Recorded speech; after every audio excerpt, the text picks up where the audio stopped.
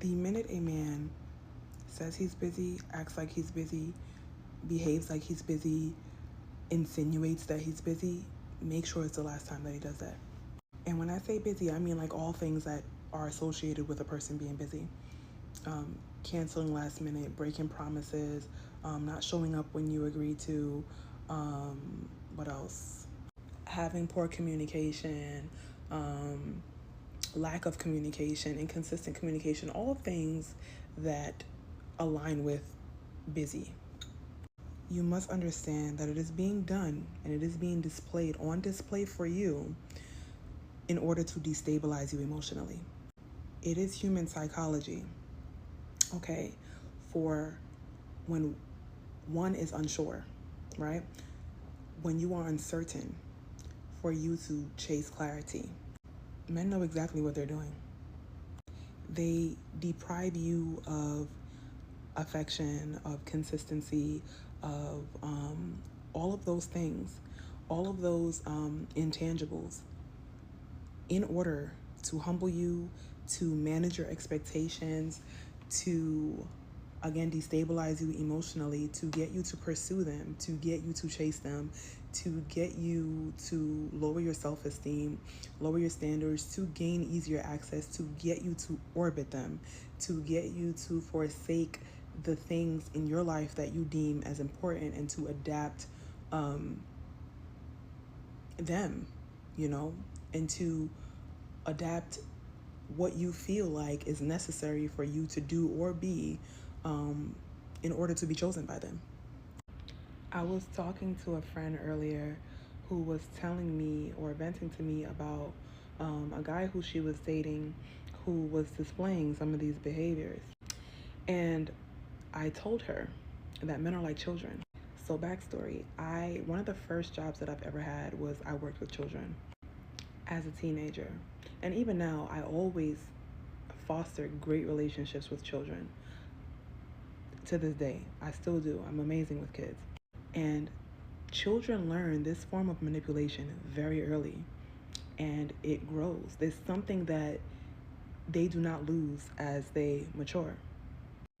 And when working with children, something that you will notice is that they will manipulate adults out of their affection, out of their attention. And if they cannot get the positive kind of affection and attention, the negative kind will do. So if they cannot get the positive form of it, which is, oh my God, you're doing such a good job, little Alex, they'll take the negative kind. They'll take the kind where you're putting them on timeout and, yelling at them across the classroom and disrupting your lesson to tell them to sit down or to tell them anything. Just they will take the negative attention as well. Men are the same way as well, but it's a little bit more sinister with men. Men know what you want and they know what it looks like to actually be good to you, but it requires too much work, too much consistency. It is quite literally easier for them to trick you out of an emotional investment, because then they don't actually have to do all of the work and jump through all these hoops to earn an emotional investment. I can just trick you out of it instead through deploying mental manipulation and emotional trick against you. I can do that. It'll be easier. I'll get an investment from you faster and quicker. And I will actually not have to be a good person while I'm at it, right? This will not allow me or call for me to continue being a good person to you. When I was talking to my friend, she was just like, it just doesn't make any sense. Like, why wouldn't he call me and why wouldn't he tell me? Like I said, they're like children, right? So if the emotional investment that they're going to get is you texting their phone, blowing them up, calling them back to back, sending paragraphs, showing up, popping up on them and yelling at them and begging and crying and pleading, they will take that. They will take that emotional investment. Do not give it to them. As a woman, you must practice self-confidence. You must have other ministries that you are pouring your energy into. You must get your ego in check as well, because sometimes it is your ego, right? Why you decide to follow and chase and beg and plead, okay, behind certain types of men, because your ego needs to be accepted. It needs to know that it was chosen by someone. It needs to know that someone saw you and decided that you were good enough to be picked. You have to govern your emotions as a woman, because you will be able to think more clearly. You will be able to see, to hover over situations like an eagle, right? We don't have a bird's eye view. When your emotions are in check, you become an eagle. You're able to hover over situations and see exactly what is happening and what reaction is expected of you and why. You must deprive them of it and then get your ego in check.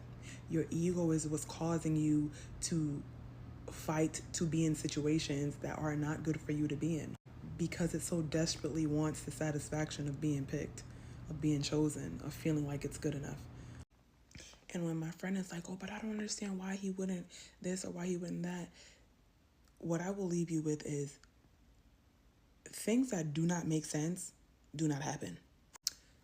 So if it's happening and it doesn't make sense, it's being purposely done. Okay? The normal thing for someone to do, if you're not going to make it or if you're not, is to communicate that. So when you feel like a romantic interest, or just this is supposed to be a staple for just life period, but we're going to apply it to romantic interest. When a romantic interest is doing things that does not make sense, you don't even understand why they're doing that. They're doing it on purpose. And once you adapt and apply that rule, okay, you will be fine. You will not sit and ponder and obsess over why someone is doing a particular thing, okay? You will move accordingly. There is nothing feminine about being unstable emotionally or running behind the male. You must also be busy, okay? Be busy with your aspirations, hobbies, your talents, making money, work, gym. Find things that you can be busy doing as well. All right, I'll call y'all back.